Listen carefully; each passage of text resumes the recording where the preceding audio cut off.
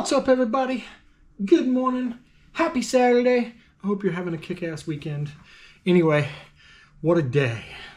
Today's video is going to be about a part that everybody should carry in their bike, in their car, no matter where they go. They need to get one for every one of their members of their family. And I'm going to tell you a story as to why. That's what today's video is about. But before we get to that, I just have to throw out a few little things here. So we sent out $1,100 today. In wrecked rider funds and supported bikers. So thank you. Each wrecked rider fund, if you don't know, they get $200 if we have the money. We want that to be much larger. We'd love for that to be $500, $1,000, because after accident, you're just looking for help, right? But as it stands right now, we have it set at $200, and of course we're brand new, right? We just started in April, so there's a lot of people we've had to turn down because we didn't have the money, but we did get to send out, I believe we sent out 5 of those today. 4 or 5 of the wrecked rider fund. So again, thank you, because we couldn't do it without all of your donations, and we really appreciate it. But even more so than us appreciating it, all those people that had an accident, they appreciate it too. So I'm gonna say thank you from them to you. All right, to today's story. So it is like 4 o'clock in the afternoon. We're winding down for the week, getting things wrapped up. Mama Badger's on a conference call with one of our attorneys, and my oldest daughter calls, Nerdy Badger, and she's like, Dad, I need your help. I'm like, all right, what do we got? Well, my roommate, she ran out of gas on this busy ass road.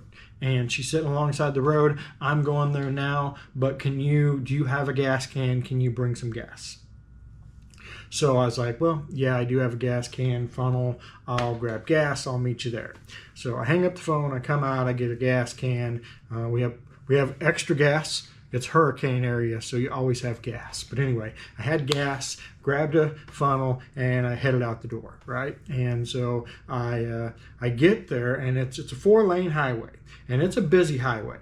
And there is a guardrail, so there's just barely enough room for us to get our vehicles off of the road, in between the guardrail and basically the white stripe.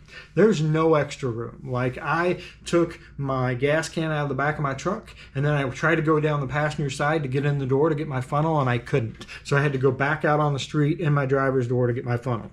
It's part of the story. Anyway, so I get there, and she's parked here. My daughter's parked behind her, and then I'm parked up in front of them. So I get out, I go over, I pour probably 2.5 gallons of fuel. I mean, they're not a mile from the gas station. That's how close they were. She said she called Allstate or whoever her roadside assistance is, and they're like, it's going to be an hour. She has 2 kids. Who the hell wants to wait an hour with kids alongside a busy-ass road at 4:30 on a Friday afternoon?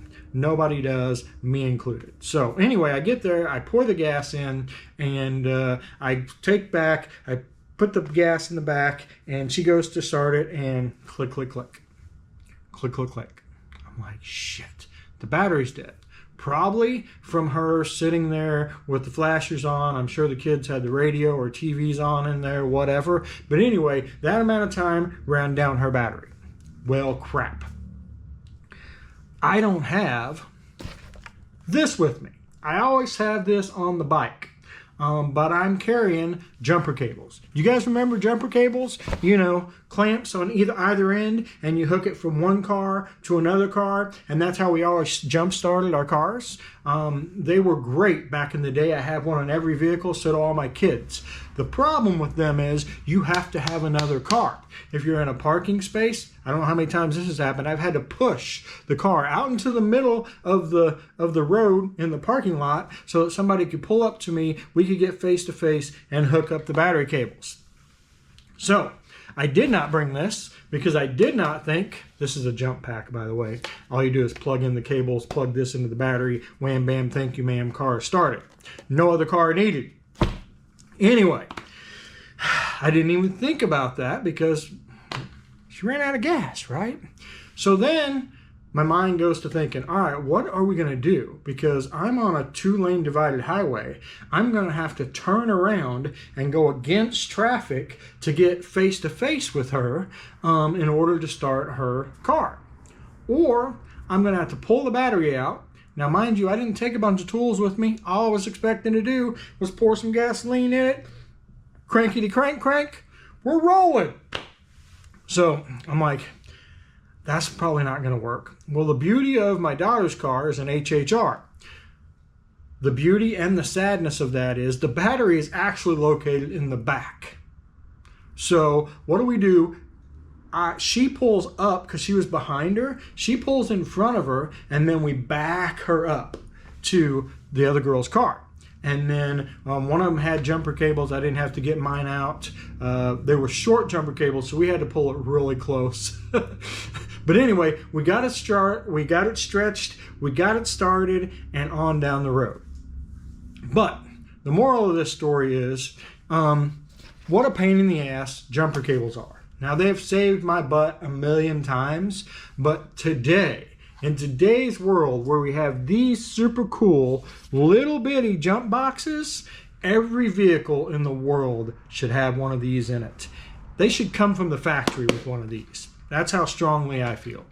Anyway, I'll put a link to this one down below. I've used this for about 3 years. It's traveled all over the country in my bike. I have started bikes, cars, trucks, you name it, I've started it with this. Most of the time I'm not starting my stuff, I'm starting somebody else's, but man, it has come in handy. Along with that, it tells you how much power there's left in it. This has 100%. But beyond that, there's a light. There's also USBs. So you can literally charge your phone, maybe another tool that you've got with you. But you can use this to charge stuff as well, not let alone firing up your vehicle.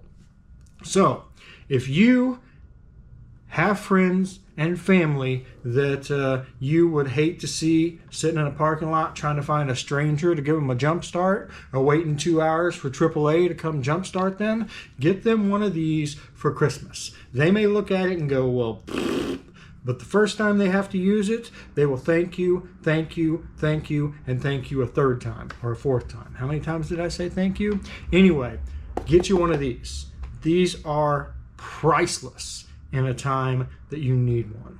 Anywho, that's it today for the video. I highly recommend in the link below.